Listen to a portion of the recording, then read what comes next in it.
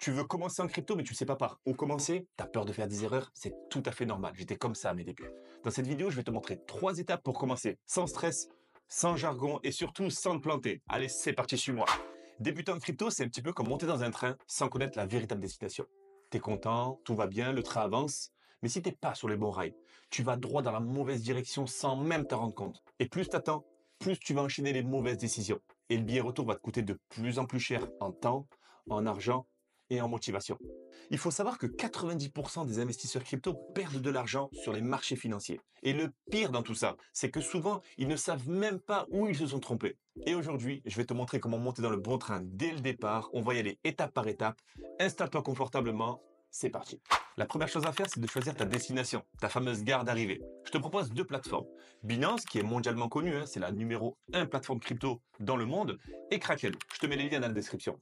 Elles sont régulées, elles sont fiables, elles sont sécurisées.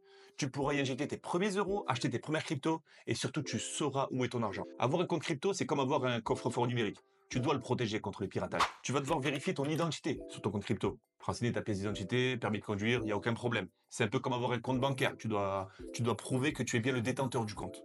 Et surtout, active la double authentification. C'est ce qu'on appelle aussi la 2FA en anglais. En gros, c'est une validation en 2 étapes. Tu vas mettre ton mot de passe pour te connecter à ton compte Binance ou Kraken.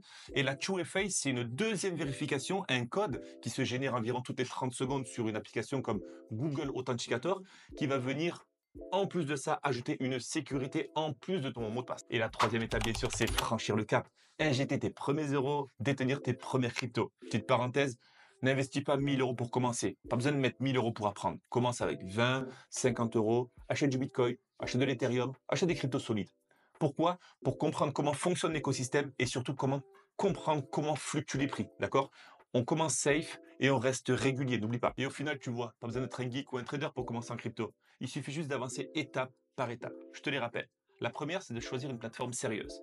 La deuxième, c'est de bien sécuriser son compte. Et la troisième, c'est d'acheter tes premières cryptos avec un petit montant. Et si tu es comme moi, mes débuts, tu as sûrement envie d'aller plus loin sans te noyer dans toutes les infos, je t'ai préparé un e-book gratuit pour démarrer avec les bons réflexes et comprendre les bases de la crypto. Le lien est juste en dessous. Et prends le temps de le lire. C'est une vraie boussole pour t'éviter les erreurs classiques. Et surtout, prends le temps d'apprendre avant d'investir. Tu verras, c'est ce qui fait toute la différence.